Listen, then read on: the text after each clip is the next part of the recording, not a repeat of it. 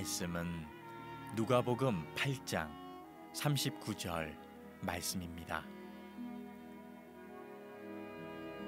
집으로 돌아가 하나님이 내게 어떻게 큰 일을 행하셨는지를 말하라 하시니 그가 가서 예수께서 자기에게 어떻게 큰 일을 행하셨는지를 온 성내에 전파하니라.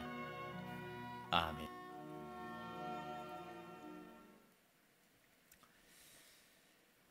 어떤 랍비가 제자들에게 어느 날 이런 질문을 했답니다. 앞을 보지 못하는 사람이 들어가서 눈을 떠서 나오는 곳이 어딘 줄 아느냐? 정답은 학교였답니다. 앞을 보지 못하는 사람이 들어가서 나올 때는 눈이 떠져서 나오는 곳, 그것은 학교죠. 학교는 많은 사람들에게 지성의 눈을 뜨게 하는 곳, 그리고 합리적인 사고를 하게 만들고 세상을 살아가는 데 꼭 필요한 기관 중에 하나가 학교입니다. 학교가 지성의 눈을 뜨게 해주는 곳이라면 교회는 영혼의 눈을 뜨게 해주는 것 같습니다. 교회를 들어오기 전까지는 내 영혼의 눈이 감겨져서 자신을 잘 못 봅니다. 그런데 교회에 들어와서 우리가 주님을 보게 되면 죄를 보게 되고 회개가 되기 시작하고, 그래서 하나님을 보게 돼서 우리 영혼이 눈이 뜨이게 되죠. 저는 오늘 이 시간 여러분들의 삶에 영혼의 눈이 떠지는 복된 시간이 되시기를 주의 이름으로 축원합니다. 지난 시간 설교에 여러분 소개해드린 대로 예수님께서 갈릴리 호수에서 갑자기 일어난 그 광풍, 태풍, 이것을 예수님의 권위로 잠재우시고 사람들로 하여금 도대체 예수님이 누구이신가에 대해서 정확하게 알게 하셨던 그 사건 이후에 이제 그 배는 다시 갈릴리 호수를 지나서 가버나움에서 건너편 거라사라고 하는 지역으로 넘어가게 됩니다.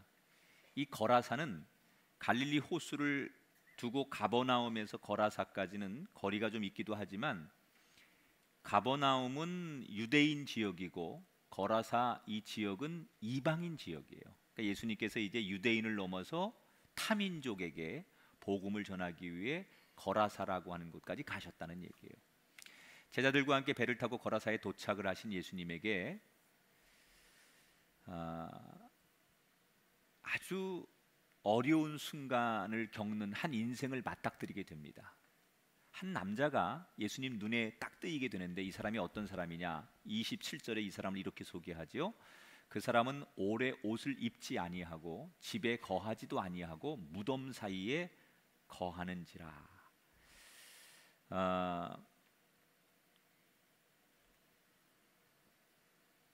한 남자가 그 동네에서 옷을 다 벗고 뛰어다니는 거예요. 소리를 지르고 이상한 행동을 하고 굉음 소리를 내고 막 그래요. 사람들이 그 사람을 보면 동네 사람들이 피해요. 알고 봤더니 미친 사람이에요. 근데 이미 오래 전부터 아마도 그냥 툭하면 옷을 벗어 던지고 거리를 막 활게 하고 발작도 하고 정말 마치 맹수처럼 여기저기 가서 돌발 행동을 하고 그런 사람이었어요. 이 사람은 도대체 누굴까? 왜 이렇게 된 걸까? 언제부터 이렇게 된 걸까? 성경은 그 힌트를 우리에게 주고 있어요. 30절에 이 사람에 대한 힌트를 주지요. 예수께서 이 사람을 보고 내 이름이 무엇이냐 이렇게 물은즉 그 사람이 이르되 나는 군대라 하니 이는 내게 많은 귀신이 들었음이라 이렇게 얘기했어요. 자, 사람들 앞에서는 그렇게 당당하게 막 그 사람들의 통제가 안 되게끔 날뛰던 이 귀신 들린 사람, 미친 사람이 예수님을 보자마자 예수님과는 솔직한 대화를 하는 거예요. 예수님이 물었어요. 도대체 너는 정체가 뭐냐? 이랬더니 이 사람이 뭐라고 자기를 귀신 들린 사람이 소개를 하느냐? 나는 군대 귀신 들린 사람이다 이렇게 얘기를 했어요. 여기서 이 군대라고 하는 말은 헬라어로 레기온이라는 말이에요. 레기온은 군대의 조직, 그 군대 용어입니다. 우리로 말하면 군단 정도 되는, 옛날 로마 시대의 군대 조직 가운데 5천 명에서 6천 명의 아주 큰 군인들이 모여 있는 단위를 레기온이라고 했어요. 그러니까 문자대로 그대로 해석하면 한 6천 명 정도를 통솔하는 부대인데, 이 사람이 자기를 뭐라고 소개해요? 나는 레기온 귀신이 들어와 있다. 나한테 엄청나게 6천 명가량 정도 되는 그런 귀신들이, 악한 영들이 들어와서 내 속에 있다. 내 정체는 그렇다라고 자기를 소개했다는 거예요. 지금까지 사람들 앞에서는 사람들이 통제하지 못하고 무서워서 피해 다니던 이 광신자 같은 미친 사람이 예수님을 보자마자 예수님을 알아보고는 자기의 정체를 순순히 얘기했지요. 얼마나 이 사람이 대단한 사람인지 성경에 보니까 사람들이 이 사람 통제가 안 되니까 잡아다가 쇠사슬로 손과 발을 묶어놨는데, 얼마나 날뛰고 힘이 세든지 그 쇠사슬을 뿌리치고 쇠사슬을 클러버리고 다시 세상으로 나가서 날뛰고 꼭 잠도 무덤에 가 자고 뭐 이런 사람이에요. 그러니까 현대의학으로 말하면 조금 정신적으로 문제가 있다고 이렇게 얘기하겠지만, 성경에서는 그냥 이 사람을 귀신 들린 사람 이렇게 얘기해요. 여기서 하나 여러분이 알아야 될 것은, 보통 종교에서, 기독교에서 귀신 들렸다라고 하는 것은, 이것은 사탄이 부리는, 악령이 부리는 영이죠. 그러니까 사탄이 지배해서 사용하는 것, 이게 귀신이에요. 보통 많은 분들이 잘못 알고 있는 것 중에, 귀신 그러면 죽은 영혼이 구천을 떠돌다가 그 사람에게 임하는 걸 귀신이라고 하는데, 그게 아닙니다.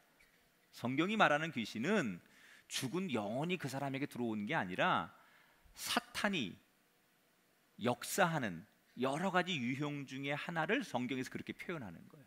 그러니까 귀신 들렸다라고 하는 것을 우리는 이렇게 전통적으로 죽은 영혼이 뭐 이렇게 구천을 떠돌다가 그 사람에게 들어가서 그 사람이 그렇게 미쳐버리는 거다 이렇게 하는데, 그건 아니고 성경에서는 사탄의 역사, 악령이죠. 악한 영의 역사를 이야기하는 거예요. 근데 저는 이 성경을 이렇게 묵상하면서 이게 2000년 전에 귀신 들린, 레기온 귀신 들린 사람의 이야기가 꼭 우리의 모습 같다는 생각이 들었어요. 여러분, 우리는 이 현대를 살아가면서 어쩌면 그렇게 문제가 복합적으로 많은지 몰라요. 어느 누구도 인생에 한두 가지 이상의 많은 문제를 다 가지고 있는 것 같아요. 과거에는 그냥 이 문제 하나 때문에 고민하던 시대가 있었는데, 점점 시대가 이렇게 진행되면서 과학시대, 물질 만능주의 시대가 되면서 지금 현대 시대의 사람들은 마치 레기온 귀신 들린 사람처럼 너무 많은 복합적 문제를 가지고 살아요. 예를 들면 가정 문제, 자녀 문제, 건강 문제, 돈 문제, 무슨 뭐 법적인 문제, 환경 문제, 문제가 오히려 과거보다 더 복합적으로 복수로 많아져요. 현대인들이 난 이 문제만 해결되면 좋겠어, 그게 아니라 마치 레기온처럼 너무나 많은 문제들이 한 생명과 가정을 위협하고 있어서 도대체 이 사람을 전인적으로 치유해 주려면 이 한 가지 문제 가지고 되지 않아요. 단순히 돈 문제, 건강 문제 이거 가지고 되질 않아요. 현대인들은 너무나 많은 복합적인 문제를 가지고 있는 인생들.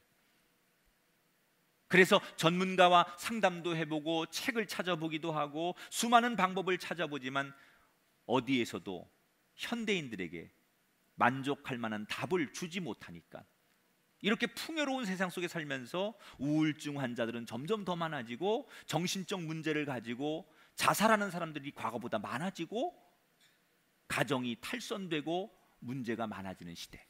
그게 뭐지요? 우리가 지금 레기온의 문제를 가지고 있다는, 그냥 한두 가지의 문제가 아니라 너무나 많은 복합적 문제를 가지고 사는 현대인들.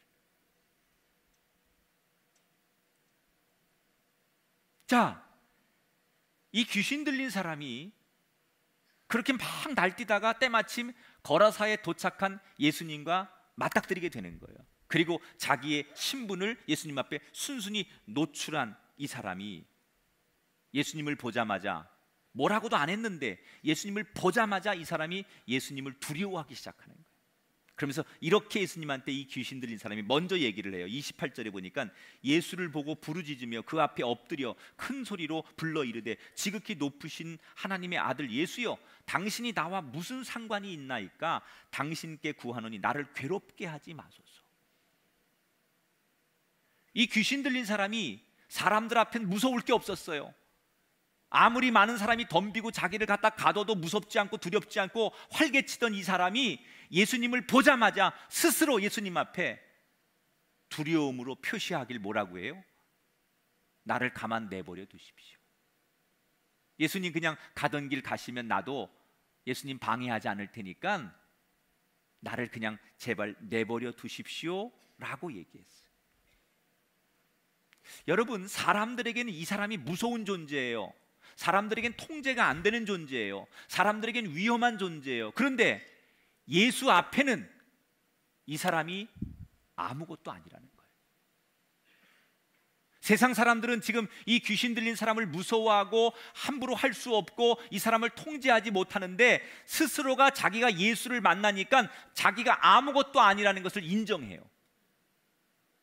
우리가 세상에 살면서 수십, 수백, 수천 가지의 문제를 가지고 있다 할지라도 그 문제가 사람들은 두렵게 할 수 있지만 그 문제가 예수 앞에 서면 아무것도 아니라는 사실을 여러분 깨닫게 되시길 바랍니다. 우리는 세상 살면서 우리가 만나는 문제 앞에 벌벌 떱니다. 내가 건강검진을 받다가 암이라는 질병이 발생되면 어떡하지? 내가 지금 추진하는 이 프로젝트 사업이, 비즈니스가, 이 장사가 잘 안 돼서 내가 자본금을 날리게 되거나 또는 법적인 문제가 생기거나 내 자녀가 잘못된 길로 가거나 이런 사고와 위험을 만나면 어떡하지? 이런 우리는 세상 문제 앞에 두렵고 그것 앞에 떱니다. 세상의 문제는 우리를 두렵게 합니다. 그런데 그 우리가 무서워하는 세상의 문제가 예수 앞에 서면 오히려 그 문제가 예수 앞에 떨게 되더라는 거예요. 자, 이 말을 논리적으로 설명하면, 여러분, 세상에 아무리 두렵고 무서운 문제를 만나셨을지라도 그 문제와 여러분이 맞서지 말고 그 문제를 예수께 가져오시면, 그 문제를 예수 앞에 데리고 오면, 그 문제를 예수님께 맡기기만 하면 여러분의 인생은 두려울 일이 없다는 거예요. 예수님과 내가 상관없는 동안은 그 문제가 무서워요. 질병이 무섭고 가난이 무섭고 세상의 모든 것이 무서울 수밖에 없어요. 그런데 내게 예수가 있고 그 문제를 예수께 가져올 수 있고 예수와 그 문제가 만나면 나는 그 예수 뒤에서 하나도 두려울 일이 없는 인생. 여러분에게 그 축복이 임하길 축원합니다. 여러분에게 그 은혜가 임하길 주의 이름으로 축원합니다. 예수를 만난 인생은 세상의 문제 앞에 두려울 일이 없는 거예요. 지금 귀신 들린 사람이 그 동네 사람들에겐 두려운 존재요, 무서운 존재지만 예수 앞에서는 그도 아무것도 아닌 존재들하는 거예요. 스스로 자기가 악한 영에 붙들린 사람이라고 소개를 하자 예수께서 그 남자를 향해서 명령을 하지요. 그 사람 안에 들어가 있는 악한 영, 귀신아, 당장 나오너라. 그리고 너의 그 존재 귀신은 무적행으로 들어가라. 예수님이 이렇게 명령하셨어요. 이 무적행, 예수님이 그 귀신을 향하여 너는 그 사람에게 나오고 너는 그 무적행으로 들어가라 라는 얘기. 이 무적행은 어떤 거냐면 가장 밑바닥, 원래 그 헬라어에 보면 가장 밑바닥을 얘기하는 건데, 이걸 조금 더 쉽게 이해하면 사탄의 감옥 이렇게 이해하시면 돼요. 그 사탄을 가두는 감옥, 이것을 무적행이라고 해요. 그러니까 그 귀신이 예수님의 말을 듣고 예수님께 뭐라고 협상을 하느냐. 이 귀신 들린 사람이 너 그 사람에게 나와라, 악한 영은 나오고 너는 무적행으로 들어갈지어다, 예수님이 이렇게 선포를 하니까 이 귀신 들린 사람이 예수님께 뭐라고 협상하며 간청을 하느냐. 이 32절에 마침 그곳에 많은 돼지떼가 산에서 먹고 있는지라 귀신들이 그 돼지에게로 들어가게 허락하심을 간구하니 예수께서 허락하셨다. 이게 무슨 얘기냐면 그 귀신 들린 사람들이 귀신의 정체가 예수님에게 뭐라고 얘기하느냐, 예수님 무적갱이라고 하는 곳에만 들어가지 않게 해주십시오. 차라리 유대인들이 부정하게 여기는 저 산비탈에 지금 돼지가 한 2,000마리가 이게 있는데 우리가 이 사람에게 나가는 대신에 저 돼지떼에게 들어갈 테니 허락해 주십시오 라고 협상을 했다는 거예요.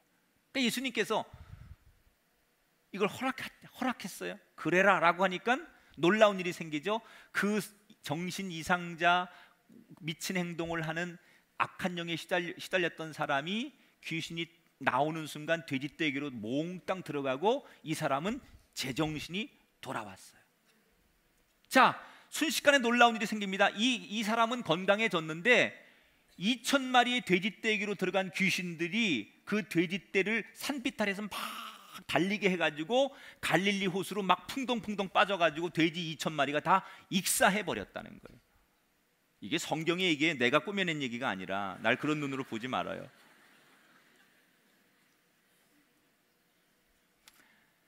여기서 중요한 것 하나, 사탄이 하는 일과 예수님이 하는 일이 목적이 전혀 달라요.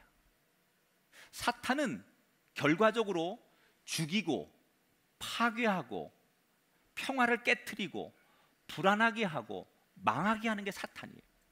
그런데 예수님이 하는 일은 뭐예요? 궁극적으로 사람을 살리는 거예요. 생명을 살리는 거예요. 원래로 돌아오게 하는 거예요. 여러분, 이게 예수 믿는 이유인지 믿으시기 바랍니다. 사탄이 하는 일과 예수님이 하는 일이 전혀 다르다는 거예요. 만약에 거라사에 예수님이 도착하지 않아서 이 귀신 들린 사람을 예수님이 맞닥뜨리지 않았다면 이 사람은 평생 이렇게 살았을 거고 이 사람 주변에 있는 가족과 마을 사람들은 평생 이 사람 때문에 피해를 보고 고통 속에 살았을 거예요. 그런데 예수를 만나서 모든 문제가 해결되었어요. 할렐루야. 여러분, 이렇게밖에 내 인생이 살 수밖에 없다고 생각하고 이게 내 운명이라고 생각하고 이렇게밖에 내 인생은 더 이상 발전할 수 없을 거라고 생각하던 여러분의 가정과 인생에 오늘 거라사에 찾아오신 예수님께서 찾아오셔서 상상도 못한 일이 여러분의 인생과 가정에 일어나게 되길 축원합니다. 도저히 해결될 것 같지 않은 문제, 도저히 나는 발전되지 않을 것 같은 내 인생, 변화되지 않을 것 같은 내 인생에 예수의 말씀 한마디로 여러분의 삶의 변화가 나타나길 주 이름으로 축원합니다. 한 인생이 살아났죠. 마을이 살아났죠. 그런데 이 사건이 이렇게 끝나지 않아요. 더 골치 아픈 일이 예수님에게 찾아오죠. 이 사건 때문에 마을 사람들이 집단 반발을 하는 거예요. 예수님께 나와서 항의하고 예수님을 당장 이 마을에서 떠나달라고 예수님을 몰아내기 시작했어요. 자, 34절 35절을 볼게요. 사람이 살아나서 예수님은 기쁜데 마을 사람들의 반응은 달라요. 치던 자들이 그 이루어진 일을 보고 도망하여 성내와 마을에 알리니 사람들이 그 이루어진 일을 보러 나와서 예수께 이르러 귀신 나간 사람이 옷을 입고 정신이 온전하여 예수의 발치에 앉아 있는 것을 보고 두려워하거늘 그랬어요. 자, 여기서 제일 피해를 본 사람이 누구죠? 양돈업자예요. 이 사람은 무슨 죄야? 돼지 2,000마리면 그 당시 엄청난 그 재산이지요. 돼지 잘 키우고 있었는데 갑자기 예수님이 나타나가지고 그 귀신 들린 자를 꾸짖는 바람에 그 귀신들이 전부 돼지 떼기로 들어가가지고 돼지들이 막 미쳐 날뛰어서 갈릴리에 다 죽어가지고 재산에 피해를 봤잖아요. 그러니까 이 사람이 신고를 한 거예요. 자기가 재산 피해를 보고 어려운 일을 당해서 신고를 했어요. 그래서 마을 사람들이 모여들고 공무원들이 모여들어가지고 조금 전에 있었던 사건을 다시 재조명하는 거예요. 그리고는 어떤 결론을 내리느냐, 저 예수라고 하는 이방인이 지금 가버나움에서 거라사라는 지금 이방인이죠. 이 예수님은 이방인이죠. 이방인이 와가지고 지금 우리 마을에 이상한 일이 벌어졌는 거예요. 그런데 만약에 저 예수가 계속 더 존재한다면 더 많은 어떤 막대한 재산적 피해라든지 더 어려운 일이 생길 수도 있겠다라는 두려움 때문에 이 사람들이 예수님을 몰아내자, 추방하자, 그래서 예수께 찾아와서 여길 떠나달라. 그리고 강력하게 예수께 항의를 하는 거예요. 자, 예수님은 지금 거라사에 와가지고 짐도 못 풀고 쫓겨나는 거예요. 예수님의 의도는 이방 땅 거라사에 있는 사람들에게 하나님 나라의 복음을 전하고 그들에게 말씀을 전하려고 여기 온 거예요, 목적이. 그런데 뜻하지 않게 귀신 들린 한 사람을 만나서 그 사건 때문에 원래의 목적대로 말씀도 전하지 못하고 선교도 못하고 예수님이 그 자리에서 쫓겨나게 생겼어요. 여러분, 예수님이 이 귀신 들린 사람과의 사건에 얽매이면서 이 사건에 예수님께서 개입이 되면서 이런 일이 일어날 줄 몰랐을까요? 이 귀신 들린 사람을 고쳐주는 조건 때문에 저렇게 돼지떼가 많이 재산 피해를 입을 때 이런 항의가 들어올 걸 예수님이 몰랐을까요? 김 목사도 아는데 예수님이 왜 모르겠어요? 나도 아는데 예수님 알고 있었어요. 내 계획에 차질을 빚고 선교에 막대한 어려움을 줄 걸 예수님이 알고 있었어요. 그리고 사람들로 하여금 내가 배척을 당한다는 걸 예수님이 알고 있었어요. 그런데 왜 예수님은 사람들로부터 배척을 당하고 선교 프로젝트이 진행되지도 못하고 쫓겨날 이런 일을 왜 예수님은 알면서도 행하신 걸까? 여기에 기독교가 가지고 있는 아주 중요한 가치가 숨어 있다는 거예요. 왜 예수 믿는 사람들이 달라야 되는가? 예수를 믿는다는 건 무엇인가에 대해서 이 본문에서 우리에게 말씀하려고 하는 거예요. 그게 뭐냐? 따라합시다. 영혼보다 귀한 것은 없습니다. 뭐보다 귀한 건 없다고요? 영혼보다 귀한 것은 없다는 거예요. 자, 지금 예수님께서 이런 일이 일어날 것을 충분히 알고 계셨어요. 막대한 손해가 올 것도 어려움이 올 것도 알고 있었어요. 그러나 이 모든 것을 감수하신 이유는 뭐냐? 이 세상에 어떤 것을 다 줘도 사람 살리는 일, 한 영혼을 구원하는 일, 그것보다 귀한 건 없다는 거예요. 요즘 돼지 한 마리가 한 50만 원 합니까? 아까 어디서 물어보니까 이쪽은 70만 원이라고 이쪽은 50만 원이라고 해서 그냥 내가 50만 원으로 했는데 50만 원이라고 하면 2천 마리가 죽었어요. 1억입니다. 1억. 아무리 1억이 세상 사람에게 크더라도, 아니 그보다 더한 돈의 가치가 있더라도 예수님에게는 그 돈과 바꿀 수 없는 한 사람이 소중하다는 거예요. 이 세상의 어떤 명예, 어떤 지위, 인기, 이것보다 한 영혼을 어둠으로부터 구원해내는 일, 그 사람을 살려내는 일, 이것보다 더 중요한 일은 없다. 이게 예수님의 가치라는 거예요. 여러분, 세상은 나한테 이득이 되느냐 손해가 되느냐 이거에 의해서 평가를 합니다. 얼마나 이익이 되고 얼마나 유익이 되느냐, 얼마나 내가 많은 것을 벌 수 있느냐, 얼마나 경제적으로 또는 다수결의 사람들이 이것을 동조하느냐, 이것에 의해서 모든 가치를 평가합니다. 그런데 예수님은 경제적 이익과 상관이 없어요. 다수와 상관이 없어요. 이득과 상관이 없어요. 이익과 상관이 없어요. 사람을 살리는 일이라면 나를 주어서라도, 모든 걸 다 주어서라도, 모든 걸 다 희생해서라도 한 사람을 살리는 것, 이게 예수님의 관심이라는 거예요.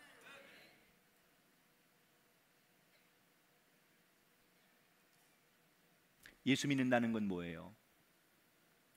아무리 국민들 전체가 다수결이 동의해도 그 소수의 사람들이 아픔을 당하고 어려움을 당하고 상처를 당하면 그 소수의 한 사람의 이야기를 끝까지 들어주고 잡아주는 손, 그게 예수 믿는 거예요.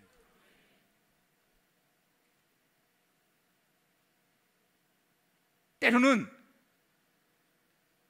이게 많은 사람들의 의견이라는 것 때문에, 이게 전체적으로 국가가 유익되는 거기 때문에 소수의 의견을 배제하고 소수를 희생시키려고 할 때, 그런 자본주의 논리나 민주주의 논리 맞지만, 그러나 예수 믿는 사람은 그 속에서도 그 아픔과 슬픔을 당하고 억울해하는 그 한 사람을 끝까지 붙들어주고 그 사람과 눈을 마주치며 그 사람의 억울한 이야기를 들어줄 줄 아는 사람, 그게 예수 믿는 거라는 거예요.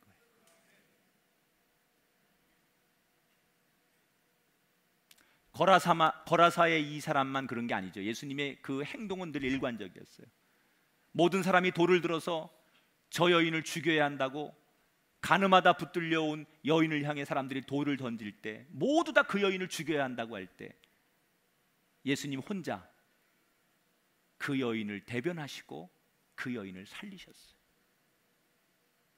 모두 다 손가락질하며 나쁜 놈, 매국노, 나라를 팔아먹은 놈, 그리고 욕을 하는 삭개오를 세상 사람들의 비난과 조롱과 상관없이 예수님은 그를 감싸 주었어요.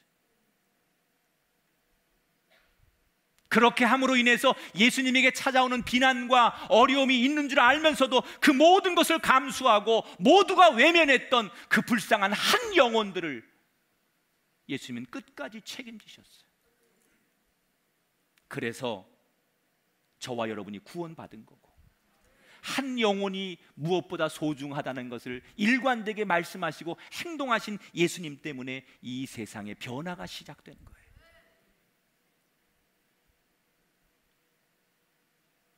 꿈의 교회 성도 여러분, 여러분의 마음이 이 예수 마음 담기를 축복합니다. 적어도 이 시대 예수 믿는 우리들이 이 예수님의 마음을 닮으려고 노력하는 진짜 예수쟁이가 되기를 주의 이름으로 축원합니다. 너무 이 시대는 한 사람의 소중함을 잃어버렸습니다. 억울해하고 불쌍한 불행해진 우리의 인생을 우린 너무 사람보다 돈의 가치, 세상의 다수의 가치, 아닙니다. 여러분, 이 세상에 사람보다 귀한 것은 없습니다. 이 세상에 한 사람보다 귀한 건 없습니다. 그 한 사람이 귀하기 때문에 저와 여러분이 구원받은 거예요. 그 한 사람을 너무나 사랑하기 때문에 우리가 세상 사람들로부터는 포기당한 사람이고 구제불능의 사람이고 용서받을 수 없는 사람이었지만 그 한 사람을 포기하지 않는 예수님의 그 마음 때문에 우리가 여기에 있는 거예요. 예수 닮기 원하시는 여러분, 예수 닮는다는 건 뭡니까? 어떤 손해를 감수해서라도 예수님처럼 한 영혼을 포기하지 않는 마음, 그것이 진짜 예수쟁이라는 것을 기억하시기를 축복합니다. 거라사 사람들의 거친 항의에 예수님은 짐도 못 풀고 땅에 도착하자마자 이상한 일에 휩쓸려 가지고 쫓겨나듯 그 거라사를 떠날 수밖에 없게 되었어요. 그래서 다시 제자들과 배를 타셨어요. 그때 귀신으로부터 해방당한 이 사람이 맨정신으로 예수님께 찾아와서 자기도 예수님을 따라가고 싶으니 자기를 받아달라고 간청을 합니다. 37절 38절, 예수께서 배에 올라 돌아가실새 귀신 나간 사람이 함께 있기를 구하였다 그랬어요. 근데 예수님이 이 사람을 안 받았어요. 내가 예수님 같이 가고 싶습니다. 제가 이렇게 구원받았는데, 고침받았는데 예수님 따라가겠습니다. 절 데려가 주십시오. 그런데 예수님이 안 받고 뭐라고 말씀하시느냐? 38절 39절, 예수께서 그를 보내심에 이르시되 집으로 돌아가 하나님이 내게 어떻게 큰 일을 행하셨는지를 말하라. 너 여기 그냥 남아라. 그리고 너한테 있었던 일을 사람들에게 그대로 간증하고 증거해라. 이렇게 말했어요. 자, 이 사람은 왜 예수님을 쫓아가려고 했을까? 예수님의 은혜를 받았으니까 예수님께 고마워서, 그게 아닙니다. 이 사람이 예수님을 쫓아가려고 한 진짜 이유는 자기가 그 수 없는 귀신들로부터 지배를 당해서 고통스러워했는데 예수님이 자기를 고쳐주었단 말이에요. 근데 예수님이 여길 떠나면 다시 또 그 많은 귀신들이 자기를 찾아와서 자기를 지배하고 괴롭힐까 봐 그게 두려웠던 거예요. 그래서 예수 옆에 있으면 내가 다시 귀신에게 붙들리지 않을 거라고 하는 그 자기의 생각이 있어서 예수 옆에 있고 싶었던 거예요. 근데 예수님은 그 사람의 바램을 알면서도 아주 매몰차게, 아니다, 널 데려갈 수 없으니 넌 여기 남아서 네가 경험한 일을 사람들에게 증거하라 라고 하셨어요. 자, 여기 예수님의 두 가지의 의도가 있습니다. 첫째, 이 말씀 속에는 어떤 게 있냐면 육신적으로는 예수님이 여기에 이 사람과 공간 안에서 더 이상 함께하지 못하지만 내가 여길 떠나도 영으로 너와 함께할 것이다. 이 약속이에요.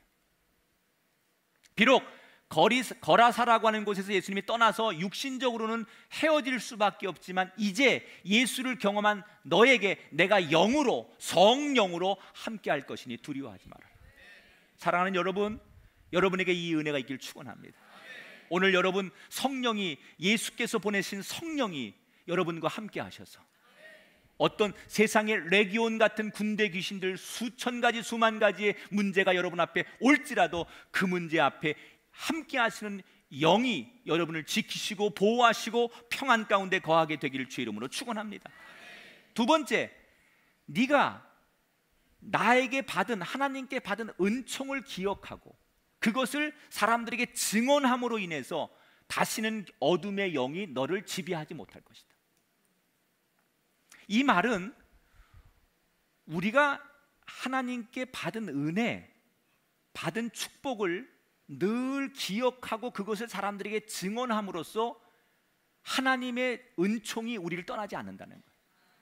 여러분, 사람이 다 과거에 하나님께 앞에 은혜를 받고 우리가 신앙적인 체험이 있는데 그걸 잃어버리기 때문에, 소위 첫사랑, 첫 은혜, 우리가 체험한 걸 잃어버리기 때문에 하나님이 나와 함께함을 잃어버리는 거예요.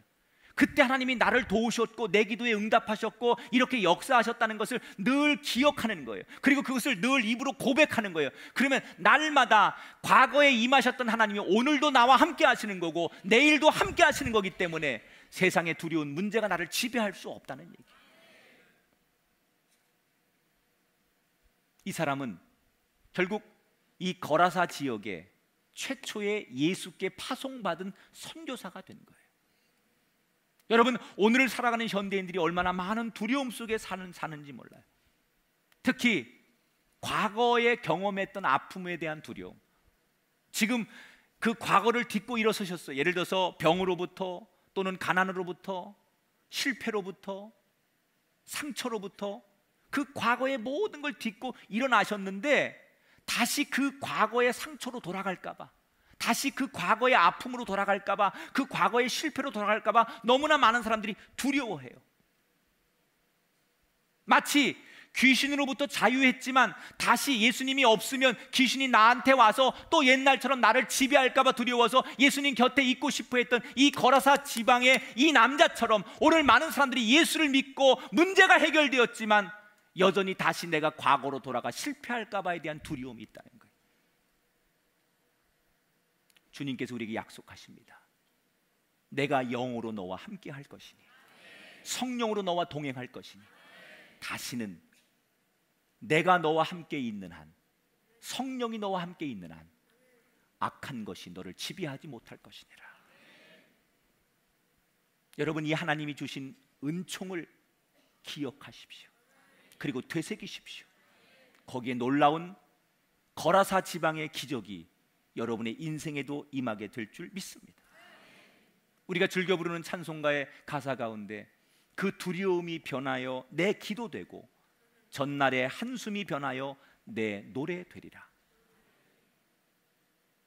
여러분, 이 찬송가의 가사가 여러분의 인생이 되기를 축복합니다. 우리는 알게 모르게 수없는 문제를 안고 삽니다. 내 힘으로는 도무지 감당할 수 없는, 내가 어찌할 수 없는, 마치 제동장치가 고장난 자동차가 언덕길에서 그냥 내 의지와 상관없이 굴러 떨어지는 것처럼 내 인생이 끝없이 추락해가는 문제에 놓인 사람들이 있습니다. 사람들도, 주변 사람들도 통제할 수 없고 도와줄 수 없는 인생의 문제를 가진 사람들이 있습니다. 유일한 방법이 있습니다. 예수를 만나는 겁니다. 예수 앞에 서는 겁니다. 예수 앞에 이 문제가 직면하는 겁니다. 예수 앞에 이 문제를 가지고 나오고 예수를 부르짖고 예수를 만나기만 하면 그 문제로부터, 두려움으로부터 여러분의 인생이 일어나게 될 줄 믿습니다. 한 영혼을 너무 귀하게 생각하셨던 예수님, 그게 바로 나예요. 그게 여러분이에요. 그래서 당신의 몸을 내주고서라도 그 한 사람을 구원하기 위해 십자가를 지신 예수님. 예수 앞에 불가능은 없습니다. 사람들은 포기하고 사람들은 안 된다고 말하지만 예수 앞에 불가능은 없습니다. 누구든지 우리가 포기한 그 사람, 세상이 포기한 그 사람, 예수 앞에 나와 예수를 만나면 그 인생이 새로워질 수 있습니다. 여러분의 힘으로 고치려고 하지 말고 예수님께서 하실 수 있도록 인도자가 되시는 그 한 사람이 되기를 축복합니다. 저는 우리가 거라사에 귀신 들린, 레기온 귀신 들린 그 사람이라고 생각해요. 왜? 현대인들은 마음속에 다 광기가 있어요. 여러분, 난폭 운전하는 사람들 보세요. 이유 없이 방화를 하거나 기분 나쁘다는 이유 때문에 그냥 사람을 때리고 그냥 사람을 죽이고 이유가 없어요. 왜? 그 속에 수없는 광기들이 우리 속에 있어요. 내가 통제가 안 되는 분노, 미움, 좌절, 이런 게 우리 안에 있어요.